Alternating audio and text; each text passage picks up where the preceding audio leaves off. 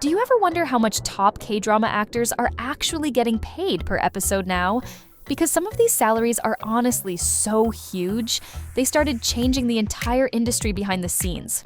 Today, we're counting down the top 12 highest paid K-drama actors right now, revealing the reported per episode fees attached to their biggest dramas. And by the way, the actor sitting at number 1 reportedly got paid so much that streaming platforms eventually had to step in and change how K-drama salaries work. So let's get into it. Number 12. Park Seo-joon. 시대가 시대이지 않소. 죄를 짓지 않고는 살아남을 방법이 없고 죄를 짓지 않아도 죽을 이유가 넘쳐나는 세상이니. How big does a K-drama actor have to become before Hollywood and Netflix both start chasing him? Well, Park Seo-joon might be one of the best answers to that question. The actor reportedly earns around $147,000 per episode, roughly 200 million Korean won, for recent projects like Netflix's Gyeong-song Creature. And his career already reads like a modern K-drama greatest hits list. What's Wrong with Secretary Kim, Fight for My Way, Itaewon Class. These are the kinds of dramas that help define entire generations of K-drama fans worldwide. What makes his rise even crazier is how much his salary exploded over the years. Back during She Was Pretty in 2015, he reportedly earned around $25,000 per episode, about 30 million won at the time. Fast forward a decade later, and that number has multiplied nearly 6 times. Unlike some actors who stay completely inside the K-drama industry, Park Seo-joon has already crossed into Hollywood too. He appeared in the Oscar-winning Parasite and later joined the MCU through The Marvels, which only pushed his global value even higher. So at this stage of his career, Park Seo-joon is not just a K-drama star anymore. He is one of those actors whose name alone instantly makes a project feel bigger, more global, and way more marketable. Number 11. Han So-hee. 당신이 지켜줘야 하는 여자로 사는 것보다 당신과 함께하는 여자로 살고 싶어요. 그러니까 우리 같이 있읍시다, 장대주. At number 11 is Han So-hee, who reportedly earned around $149,000 per episode, roughly 200 million Korean won, for Netflix's Gyeong-song Creature. And what makes that number so striking is how quickly she reached this level. Han So-hee does not have the decades-long filmography that some veterans on this list have.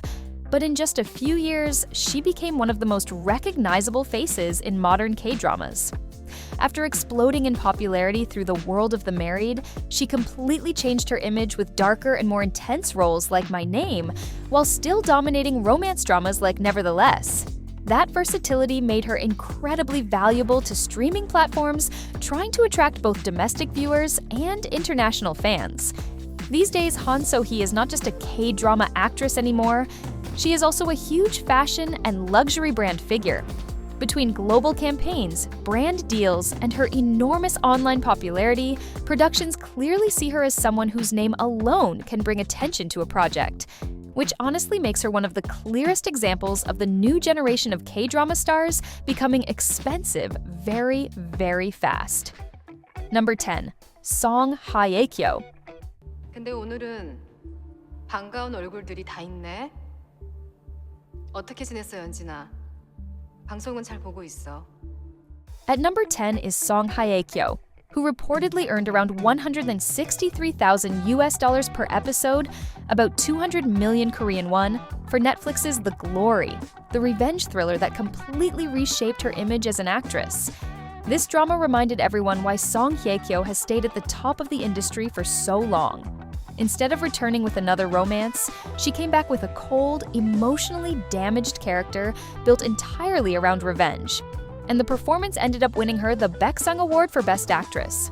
What also makes her salary so significant is that The Glory was one of the rare global Netflix hits led almost entirely by a female actress without relying on a major male co-lead. That helped establish a new standard for how much top Korean actresses could demand per episode. But just like some of the biggest stars on this list, acting is really only part of the money. Song Hye-kyo has evolved into one of Korea's biggest luxury and fashion figures, with major partnerships tied to brands like Guerlain, Fendi, and Chomei. And considering dramas like Descendants of the Sun are still popular years later, her long-term royalties and brand value are probably just as powerful as her acting fees by now. Number 9. Lee Min-ho. 당신밖에 안 보여 이제. 이브. 당신밖에 안 보여 이제. 이브. 당신밖에 안 보여 이제.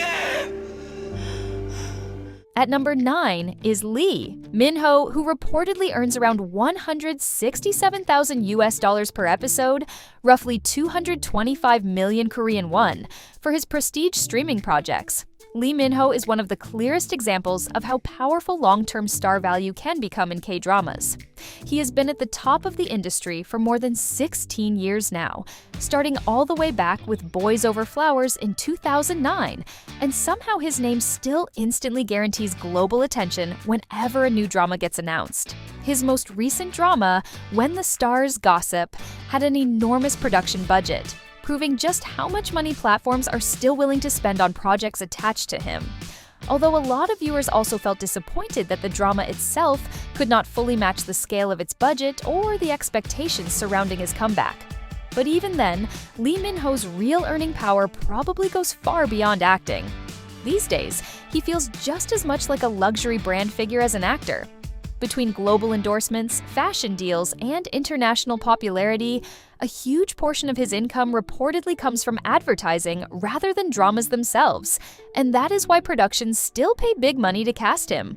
Because even after all these years, Lee Min-ho remains one of the few actors whose name alone can still sell a K-drama worldwide. Number 8. Eun-bin. 無事平壌に到着したら残りの乗客と乗務員を飛行機に乗せてまた日本に帰すんだ。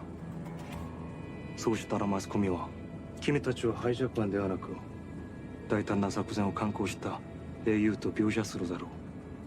At number 8 is Eun-bin, and it really feels like Crash Landing on You changed the scale of his career forever. Even years after the drama ended, the popularity around him never truly slowed down. From luxury campaigns to massive streaming productions, Eun-bin has become one of those actors whose name alone immediately makes a project feel expensive.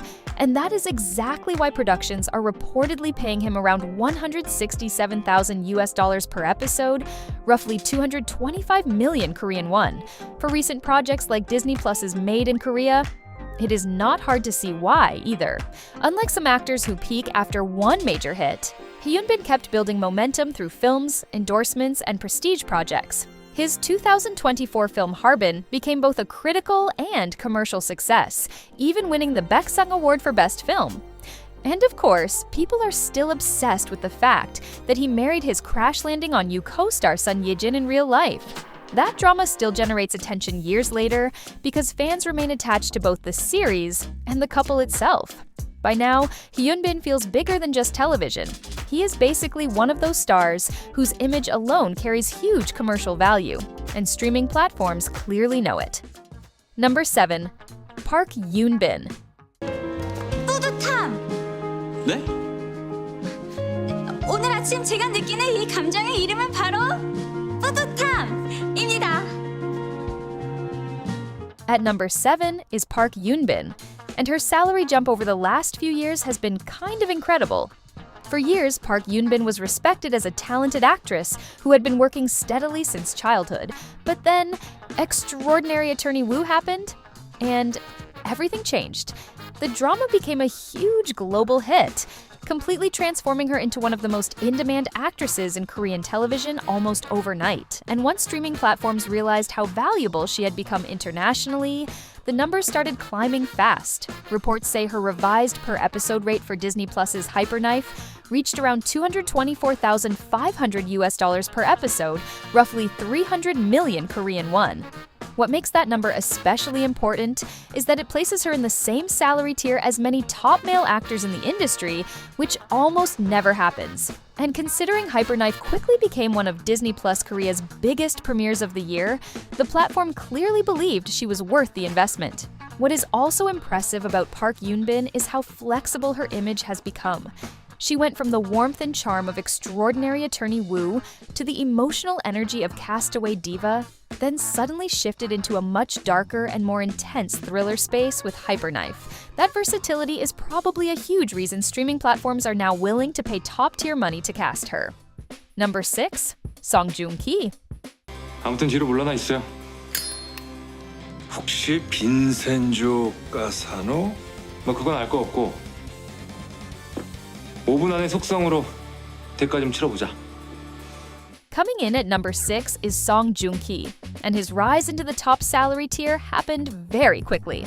After Vincenzo, it was already obvious that he remained one of the most valuable actors in Korean television. But Reborn Rich pushed him into another level commercially. The drama became a huge hit, dominated ratings, and reminded everyone how powerful Joong-ki still is when he headlines a major project. And that success came with a massive paycheck. Reports say he earned around $228,000 per episode, about 300 million Korean won, for Reborn Rich, putting him directly into the elite salary tier reserved for veteran A-list stars.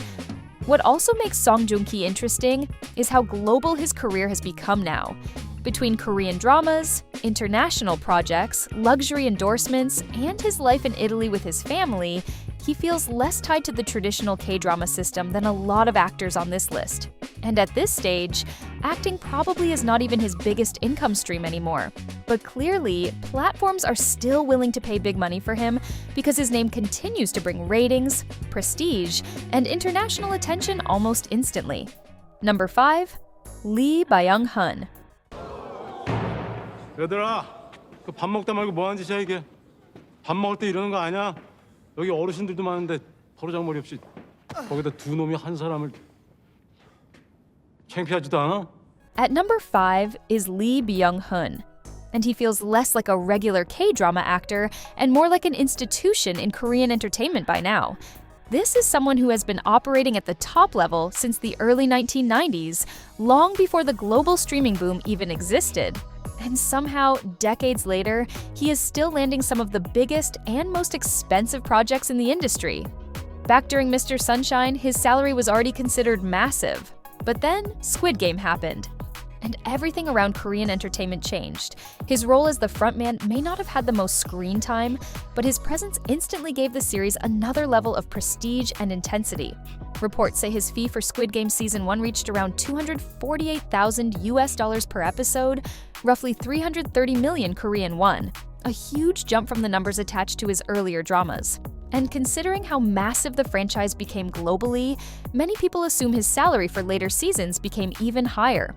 What also separates Byung-hun from a lot of actors on this list is that he has managed to dominate across generations. He has blockbuster films, prestige dramas, international projects, and now one of Netflix's biggest global franchises attached to his career. So, when a production casts Byung-hun, they are not just paying for an actor. They are paying for decades of prestige, reputation, and star power. Number 4. Choi Min-sik. 아 나다. 야 이게 뭐 영어로 조잘되는 애 하나 올라왔는데 네가 통역 좀 한번 해봐. At number 4 is Choi Min-sik, and this is where the list starts feeling less like television salaries and more like movie star money. For decades, Choi Min-sik built his reputation through legendary films like Oldboy and I Saw the Devil, becoming one of the most respected actors in Korean cinema, which is exactly why his move into streaming dramas became such a huge deal for the industry. Disney Plus reportedly paid him around $262,000 per episode, roughly 350 million Korean won, for Casino, also known as Big Bet, making him one of the highest paid actors in Korean television at the time. And that salary was not just about popularity, it was about prestige. Casino was one of Disney Plus Korea's first major prestige streaming projects, and Choi Min-sik was basically the face that gave the series immediate credibility and attention. What also makes his case important is that his deal helped change the industry. Once veteran film actors started moving into streaming dramas, platforms realized they had to start paying movie star-level salaries to attract them. And after Casino, Korean productions clearly became much more willing to spend big money bringing major film legends into long-form series. Number 3. Jun Ji-hyun. Far into the future, when we look back and think about what we have done, I sincerely hope that we will be able to say that we did the right thing for the people in North Korea. At number 3 is Jun Ji-hyun, and she just proved that true top-tier star power does not really fade in Korea. It just gets more expensive. After years of already being considered one of the biggest actresses in the industry, Tempest pushed her back into the highest salary tier again. The Disney Plus spy thriller became one of the most expensive Korean productions ever made, and reports say Jun Ji-hyun now earns somewhere between $220,000 and $290,000 US per episode, roughly 300 to 400 million Korean won. And her career trajectory is kind of unbelievable when you think about it. My Sassy Girl made her a superstar back in the early 2000s. My Love from the Star turned her into a global Hallyu icon. Then, years later, she was still commanding huge salaries through dramas like Jirisan before jumping even higher again with Tempest. What also makes Jun Ji-hyun different is that she has fully crossed into luxury icon territory. Between global contracts with brands like Louis Vuitton and Piaget, plus her sizable real estate investments in Seoul, her off-screen business power feels just as impressive as her acting career itself. So casting Jun Ji-hyun is not just about getting a famous actress. It is about attaching decades of prestige, Hallyu history, and luxury brand status to an entire production. Number 2, Kim So-hyun. 왜 여기 있냐고? 왜 화를 내? 갑자기 네가 여기 와 있다고 하는데 왔더니 넌 집에 없고 회관에도 없고 어디 있는지 아는 사람도 없고 핸드폰도 안 되고. At number 2 is Kim Soo-hyun, and for years, he was basically the standard everyone else in the industry was chasing. When people talked about massive K-drama salaries, Kim Soo-hyun's name was almost always part of the conversation. His fee for one ordinary day reportedly reached around $423,000 US per episode, about 500 million Korean won, setting one of the highest benchmarks Korean television had ever seen at the time. And what makes his career so fascinating is that even after reaching that level, he reportedly accepted a lower fee for Queen of Tears to help ease the pressure on the drama's massive production budget. Instead of chasing the highest possible paycheck again, the focus seemed to be on making the project work at scale. And obviously, it paid off because Queen of Tears became one of the biggest K-drama hits globally. But of course, it is impossible to talk about Kim Soo-hyun now without mentioning the controversies surrounding him in 2025. The backlash became one of the most talked about celebrity controversies in Korean entertainment recently, leading to brand losses, public criticism, and delays surrounding his Disney Plus project Knockoff. Still, even with all of that, his influence on the K-drama industry is undeniable. Before the controversy, Kim Soo-hyun was arguably one of the strongest commercial forces among his entire generation of actors, and his salary history really proves it. For years, his numbers basically defined the upper limit of what Korean television stars could demand. So the biggest question now is whether he can eventually climb back to that exact level of dominance again. Number 1. Lee Jung-jae. 지금부터 제가 하는 말 잘 들으세요. 이건 그냥 게임이 아닙니다. 게임을 하다 걸리면 죽습니다. And finally, at number 1 is the actor who completely shattered the Korean television salary ceiling, Lee Jung-jae. Before Squid Game, Korean actors' salaries were already rising fast because of streaming platforms. But after Squid Game became a worldwide phenomenon, everything changed. Suddenly, Korean dramas were no longer just regional hits.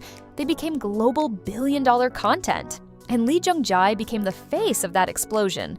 So, when Netflix prepared for Squid Game seasons 2 and 3, the company reportedly gave him a contract unlike anything Korean television had ever seen before. Reports claimed Lee Jung-jae secured around $1 million US per episode, roughly 1.3 billion Korean won. Yes, per episode, making him by far the highest paid actor in Korean drama history. And Netflix almost had no choice. Squid Game was not just successful, it became one of the biggest series in streaming history, generating insane global attention, enormous viewing hours, and massive revenue for Netflix. Replacing Lee Jung-jae at that point would have been impossible. He was the franchise. What also makes this story so interesting is that Lee Jung-jae himself later addressed the reports, saying the numbers were a bit exaggerated, but still admitting he had been paid a lot, which is probably the closest Korean audiences will ever get to a real confirmation on a salary this huge.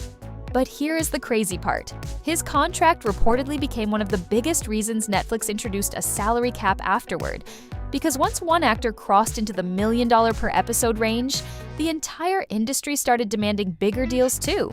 Budgets exploded, productions became more expensive, and suddenly the math behind K-dramas stopped making sense anymore. So, in a way, Lee Jung-jae did not just become the highest paid actor in Korean television history. He also became the actor who accidentally changed the economics of the entire K-drama industry. And that's our list. The top 12 highest paid K-drama actors right now. So which of these salaries surprised you the most? Drop your pick in the comments. Was it Lee Jung-jae's $1 million deal, or someone you didn't even know was earning that much? Now, click on this next video to see what are the hottest ongoing K-dramas. Right now, to know what to add in your watch list,